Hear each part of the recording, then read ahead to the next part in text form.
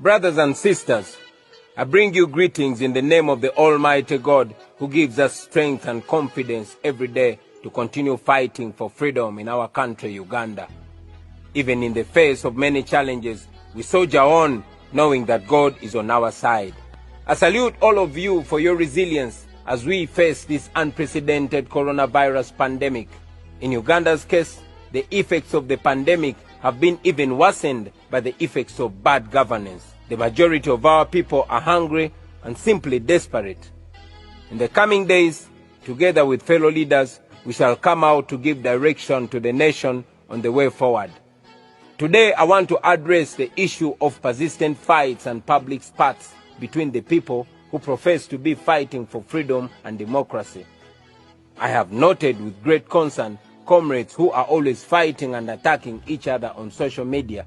Some comrades have gone ahead to use social media to attack everyone within the forces of change. They are always promoting divisions and suspicions amongst the comrades in a very unprincipled manner. Some have gone as far as saying that people power is full of spies working for the Museveni regime. They have deliberately tried to demoralize and demobilize our comrades through targeted propaganda. We all know that this only benefits the regime, and yes, it greatly affects our struggle. So my question to these comrades has always been and continues to be, who are you working for? As I've said in the past, everyone whose actions speed up the fall of the Museveni regime is a comrade, no matter which political formation they belong to. And yes, everyone whose actions help the Museveni regime stay longer must be seen with suspicion, and their intentions must be questioned. By now, I would expect all of us to understand that a dictatorship like that of Museveni survives through promoting divisions amongst the forces of change. Why is this not obvious to those comrades? All dictators use the same trick. They always plan people to bring confusion in the opposition. They might be pronounced pro-regime people, but they may also pretend to belong to the opposition. In our case, for example, they will attack everyone around the leader except the leader. And the intention is that they want the leader to see everyone around him with suspicion. And of course, if the leader is to fall in that trap, then it could be very dangerous for the struggle as a whole. We must judge everyone by their actions. Until someone declares himself or herself to be against the people of Uganda, it is not our place to declare them spies. Why should we demoralize a comrade who wakes up every morning to mobilize against the dictatorship by calling him or her a spy? Question: am I then saying that the regime will not plant people in our camp? Of course not. All dictatorships survive because they use public resources to compromise people within the struggle. They also use violence, they co-opt the elite, and they unleash propaganda and capture all state institutions, just the way it is happening in Uganda. It is not a secret that Museveni has survived by buying off and compromising people within the forces of change over time. As leaders, we have a mechanism to know who amidst us might be working with the enemy. But I request that the same way you have trusted us with leadership, you trust us to deal with these individuals. We all know that dictators are always in the market, and those who make themselves available for sale will be bought.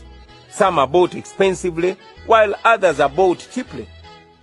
It's like slave trade, where the negotiation is for human beings, except that in this case, the dictator not only buys the bodies, but also buys the souls of those people. President Museveni is not bothered about this because he never uses his personal money anyway. He does not sell his cows to buy off his opponents. No, he uses taxpayers' money, our money. The money that you and I work so hard for is what he uses to buy off a few of us, hoping that he will silence the loud voices yearning for change.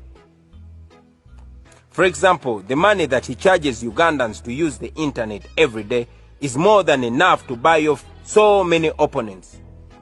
In financial year 2018-2019, for example, 49.5 billion was collected from the OTT tax.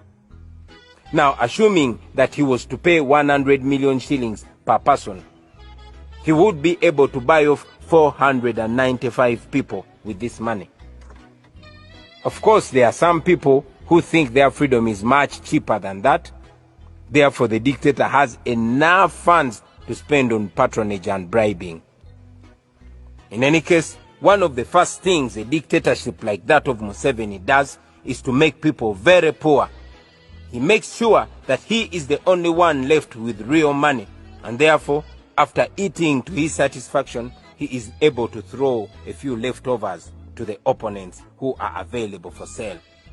That is how dictators keep in power before they fall. The Museveni regime has excelled in evil, and I'm sure in the years to come, historians will study about it as a classic dictatorship which used propaganda to turn the oppressed Ugandans against each other. But of course, they will also study about us who fought it and brought it down. After stealing trillions and giving a few millions to some opponents, he uses some of those opponents to claim that they quit the struggle because they were not being given money. In my case, for example, the same regime that has blocked most of my sources of income uses people to say that I have a lot of money which I'm not giving out. My fellow Ugandans, let me repeat this again so that it sinks. The Museveni regime is buying people using your money. Those people who refuse to be bought will be harassed, intimidated, and some will even be murdered. So please don't be scared when you see all this. What we are involved in is a real war. We are struggling to get our country out of the hands of a clique of people who forcefully and illegally took over our country in 1986, and they now believe it is their personal property.